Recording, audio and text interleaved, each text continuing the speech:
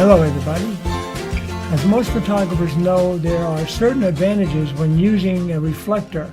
Say you're doing an outside portrait and you want to brighten up the shadow areas, then you bring in your reflector and say you're doing a headshot. So you bring it in a little bit closer, and that's going to brighten up the shadow areas on your face. Can also brighten up what we call the racoon eyes, where your eye sockets are very dark, and you might even get a nice catch light in the eyes. And this is really a great way to enhance your outdoor portrait. But did you know there's another way that's going to give you really, really beautiful photographs when you're doing just the opposite? And this is called subtractive lighting. And subtractive lighting, I learned this many, many years ago from a master photographer named Leon Kennemer. He was traveling all over the world, and I think I saw him at one of our, I don't know if it was our professional photographer group meetings or our state meetings, but anyway, I got a chance to see him live, and he had on display some of the most beautiful outdoor portraits I've ever seen. So that's where I learned about subtractive lighting, and I used some of his techniques, and that's where you use something like an umbrella, a gobo, or a flat that you would hold above your subject's head, and that's going to brighten up, or it's going to take away some of the light, so it's going to eliminate some of those racoon eyes that you would get again, and it's going to give you it's going to help put the really nice soft lighting on the face. However, you want to be careful with this, because if it's too low, you're going to darken the hair light maybe a little bit too much. But you can also angle your gobo so you get so you can make it to the best advantage of your situation. But anyway, this is in a nutshell what subtractive lighting is. And of course, you can also say you are outdoors and the face is kind of flat lit, and you may want to darken up the one side. So you would bring in your gobo to the one side, and that's going to give a little bit more shadow on that side, and that's going to help shape your face. So this is all really, really neat stuff. But in addition to using things like the gobos, you can also utilize some of the existing things, like maybe a tree line. What I like to use, and once I saw Leon's technique, I started using and looking for things like underneath a porch. You have basically the same thing. It blocks the overhead light from coming in, or a gazebo. So if you're utilizing that, you're going to get similar effects without having to have all kinds of gobos. I remember seeing when Leon was doing a family portrait, he would have this massive gobo, this black material on a stand that he would place over the subject. So it got to be pretty complicated, especially if there's a lot of wind. You're going to be in trouble. So it's a little bit of an effort, but it's well worth the results, because the portraits that I've seen are just unmatchable. They were just beautiful. So, but anyway, I started looking for that type of lighting underneath like a porch or an overhang. That's going to give you that same effect. So let's take a look at some images that utilize this technique of the overhang or shooting underneath a porch that softens that lighting. And then sometimes I may even add to it by adding a reflector to it.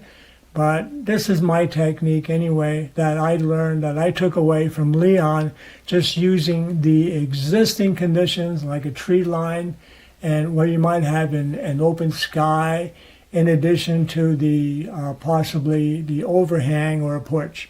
And then also later on, we're going to have a look at a portrait session that I was doing for a class that I was teaching.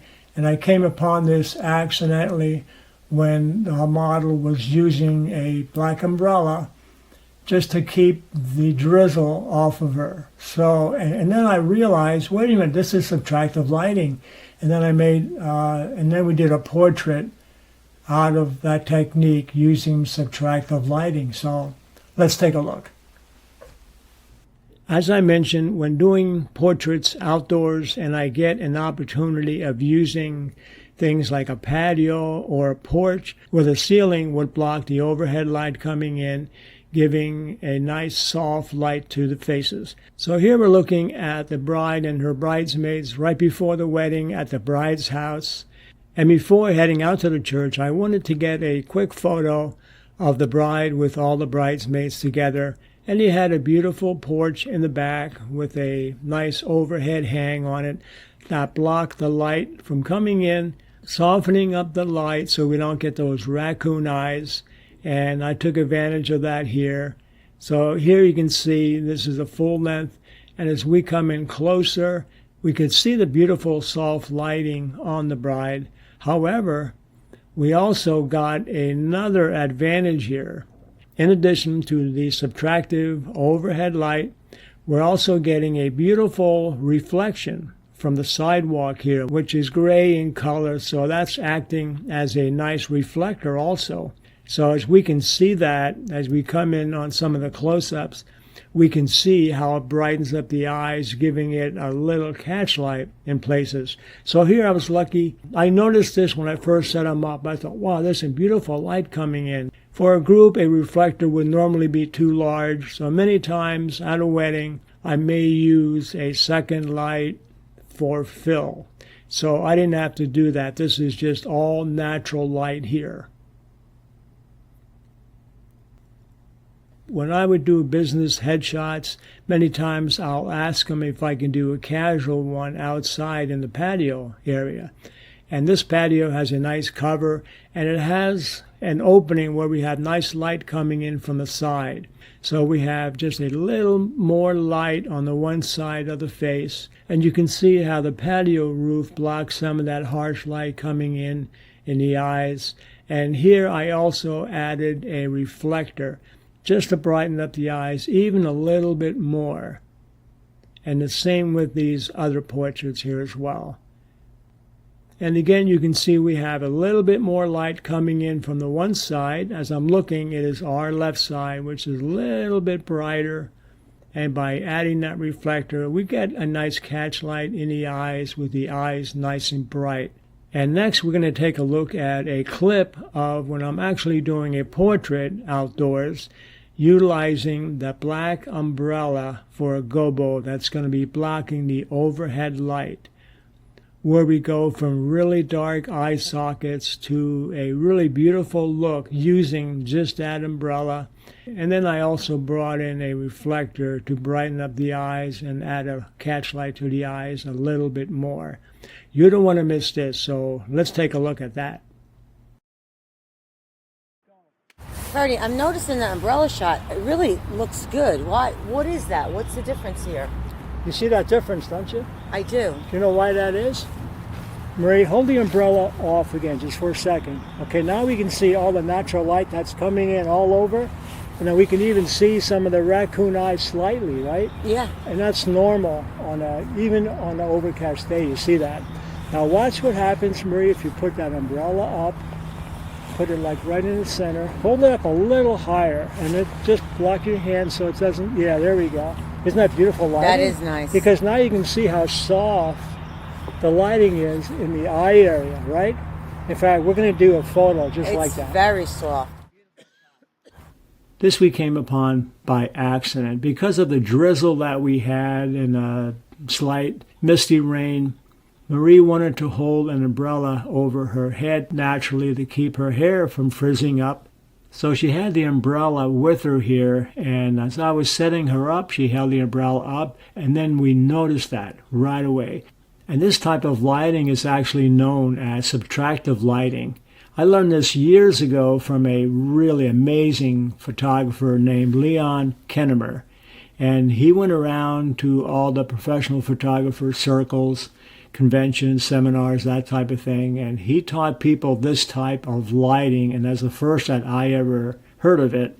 In fact, I don't use it that much because actually if you're doing a family, it requires you to bring along a big tent. It's really a whole lot of extra work, but for one person, you can use an umbrella and get a similar effect. Subtractive lighting is actually removing some of the light that's coming in straight down, so you're eliminating those dark shadows in the eye sockets, as you could see just by adding that. However, it's also darkening the top of her hair a little bit. So in addition to the umbrella, I wanted to add a little bit, so we brought in the reflector. And you notice that, again, you can move it around because you could see exactly what you're getting. That's what's so neat about when you're working with natural or continuous light you see, and you can make the adjustments as needed. So we move the reflector around to get a nice, soft, pleasing look.